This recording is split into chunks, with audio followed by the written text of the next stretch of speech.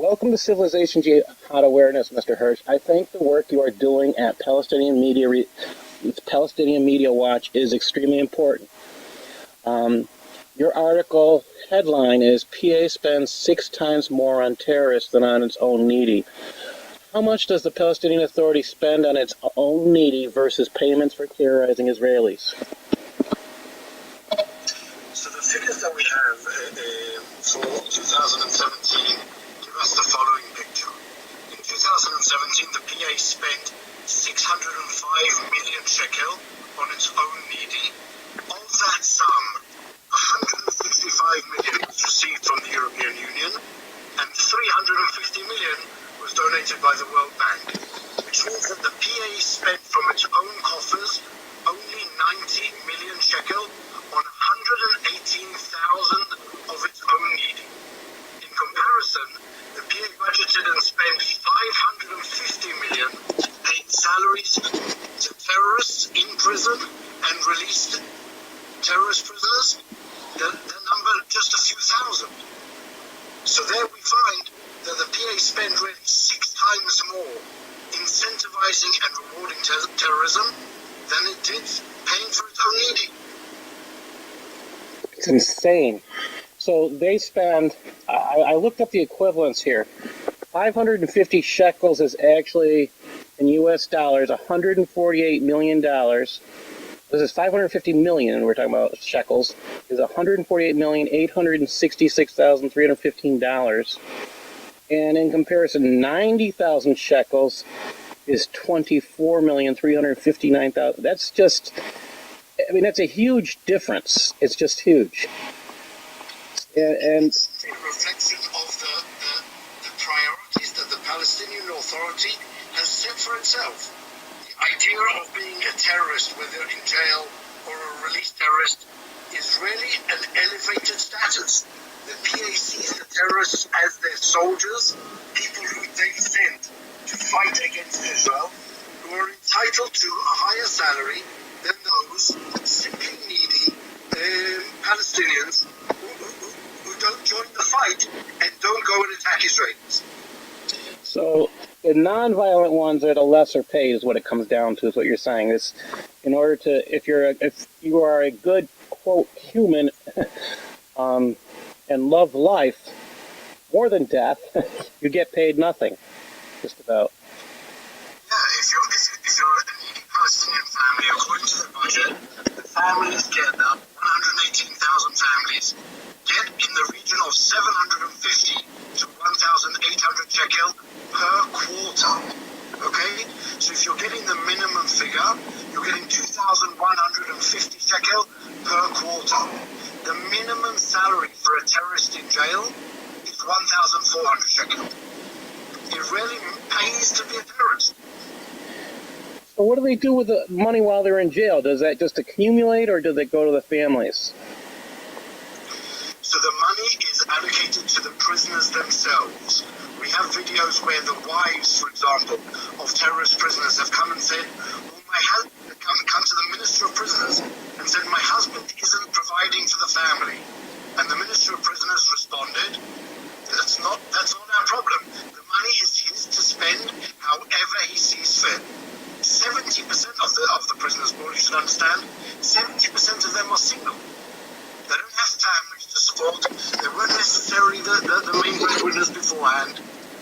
And the salaries are given not to the terrorists, not on a need basis, i.e. if you're a rich family and you live in a big villa and your son is in jail, the son will receive a salary of 1,400 shekel. And if you're a poor family living in a refugee camp and your son is in jail, you'll receive the same 1,400 shekel. I guess it depends. I guess I have to look at it and see your work is your work, if that's what they're calling it. I don't like the idea of calling it work. Wow. That's just an insane difference. So they don't even have to pay, they don't have to give any of the money to their families while they're locked up. It's not like they can use the money when they're jailed, right? They can't use the money while they're in jail, but there are different incentives. A few months ago we put out a bulletin which said like this: the PA, on top of the salaries that it pays to the example, different other benefits. One of the benefits is when you leave jail, having spent 20 years in jail, you can buy a car tax-free. So we did the calculations, and it means that having spent 20 years in jail, the Palestinian terrorist can come out of jail, use the money that he accumulated to buy a brand new Ferrari. Oh my God.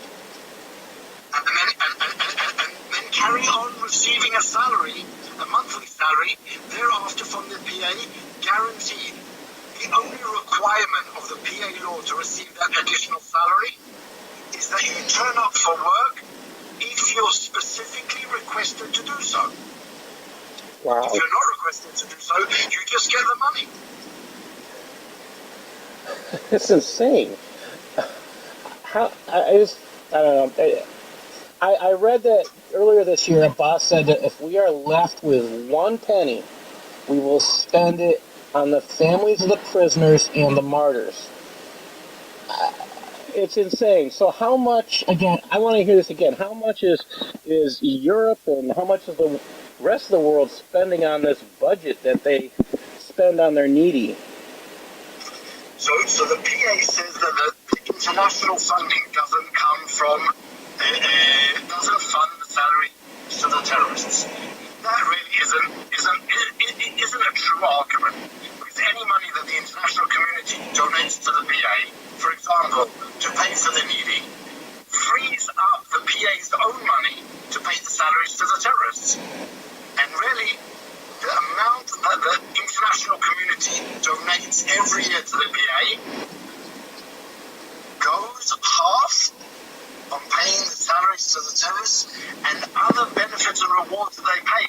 For example, to terrorists who have been killed or who died during the terrorist attacks. The sum that we started off with of 550 million shekel a year is only really the starting point. On top of that, the PA spends hundreds of millions paying the families of terrorists as well. It's just insane. I mean, I know they love death. They say they love death more than they love life, but the idea, this is just a contrast of reality. I mean, the Israelis love life, and they not only love their lives, they love the lives of everyone. That's part of being Jewish. Just imagine, Paul, what the PA would look like had they spent those billions and billions of shekels on investments in infrastructure and not to incentivize and reward terrorism. Firstly, the terrorism would go down. And secondly, the needy would be much better off. The infrastructure would be much more developed. Their position in general would be much better. But whilst the international community continues to fund the Palestinian Authority, the PA obviously has enough money to divert those funds to incentivize and reward terrorism. Now, is the PA also spending funds like Hamas is for digging tunnels as well? So we don't know if the PA is digging tunnels as well. But the PA has its own mechanisms. The PA's daily dose of incitement to terrorism and incitement to murder isn't taken into account in those figures. Their indoctrination of their population, their teaching to their children to hate, kill, and be killed isn't part of that calculation. The PA spends its money, maybe not digging tunnels, but investing in the indoctrination of its population to be ready to go out and to kill people. I've seen some incredible video through memory.org and through your and through Palestinian Media Watch on that. It never ceases to amaze me how Western media in almost as a whole has not gotten this correct. Yet the information is out there that portrays the truth. I don't think I'll ever get over the huge difference with that. What do you think needs to be done to get this message out correctly?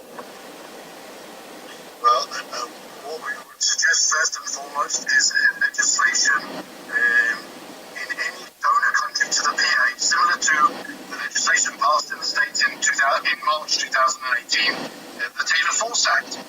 Taylor Force Act made any U.S. direct donations to the Palestinian Authority conditional on the PA cancelling this program that's called the Pay to Slay program. That legislation needs to be adopted by the international community, saying to the PA very clearly, this is unacceptable. And until you cancel and abolish this program, you will receive no more aid. It's my understanding, we just had a guy, one of the legislators write an article saying we still send money over there. I've got to go back and read the articles on that, but I thought the Taylor Force Act was to stop us for that particular purpose, but I've got to go back and reread that because they talked about there were exceptions built into it, and they're still receiving funds from us. I got to go back. I'm hoping. See the PA in the most ungrateful fashion. Just at the end of December, the Palestinian Prime Minister wrote a letter to Secretary Pompeo declaring that the PA no longer wants any American funding. They did so as a result of the Anti-Terrorism Clarification Act, which says that any donor country of American funding is automatically subject to the jurisdiction of the American courts. So now really the PA, understanding that it obviously has direct liability for terrorism, has now decided to say to America, we no longer want your financial support. They're scared of getting sued and having money taken from them. Is that what it is? Or is it they don't want their private coffers emptied? The leaders don't want their private coffers emptied. Without question, the leaders don't want anyone to even get close to their private coffers. They also don't want to expose the PA to what they understand would be direct liability, again, for terrorism. Because if they didn't have a fear like that, then the Anti-Terrorism Clarification Act from October shouldn't affect them at all. But they are so afraid of understanding that they are directly responsible for terrorism that they've even decided that they no longer want any American aid. It's really interesting. I mean, and they have an example coming up that should scare them. Saudi Arabia is going to be in court here in the United States, facing charges by the surviving relatives of 9/11 that they encouraged. There's charges that they encouraged and supported financially, and that's supposed to be in the courts. I think it's going to hit by the late spring, early summer. Then that's something to watch. If that sends a message to the Palestinian Authority, I hope it does. I hope it does to the world too. The Palestinians aren't even going to take that chance. They're already putting out. So it isn't America that's stopping the aid now. It's the Palestinians saying, we no longer want your aid. But obviously they spin it in all types of different ways, as the Palestinians are professional in doing. They spin it as America, the big bag imperialist that supports Israel all the time, that moved its embassy from Tel Aviv to Jerusalem, is now even cutting off humanitarian projects that were being carried out in the West Bank. And they're saying because of the legislation, these projects are now being stopped. Really, that spin isn't true. The funding could have continued on. Were it not for the Palestinians saying, we no longer want your funding. It comes down to being a little bit silly. They want death so much, that death is so important to them, that that they would rather have death than take care of the living. That's just sick. But I guess even if they only have 1 penny left in their coffers, they will spend it first on the terrorists and not on the starving Palestinians. And that would be one of the things that defeats what we call the rules of what government should be, as responsibility to take care of its own people, to support, to take care of them and protect them, and they're not even doing either. Scary. Yeah, and what we have to remember, this is Mahmoud Abbas. This is the Palestinian Authority. This is the ostensible moderate. There are all types of negotiations to come to a comprehensive peace deal led by Mahmoud Abbas, Fatah and the PA. These are the moderates. These aren't even the Islamic fundamentalist terrorists in Gaza, the Hamas. These are the moderates. This is what they do. You're calling them moderates. What makes you call them moderates compared to the other ones? So I wouldn't necessarily call them moderates. That's what the rest of the West. That's what the Western world sees them as. In the absence of, firstly, clarity or desire to reach clarity, or secondly, in comparison to the Islamic fundamentalists who just want to kill everybody, they only want to kill some people and reward some people. I never cease to be amazed by the insanity of Islam as a whole.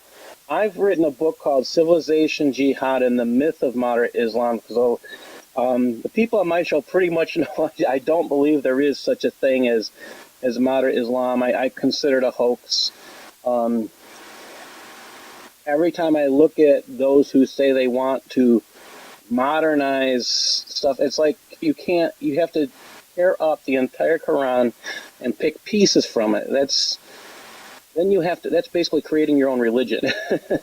So I always have a laugh when we get to that, but they want this ideology. It comes from a guy who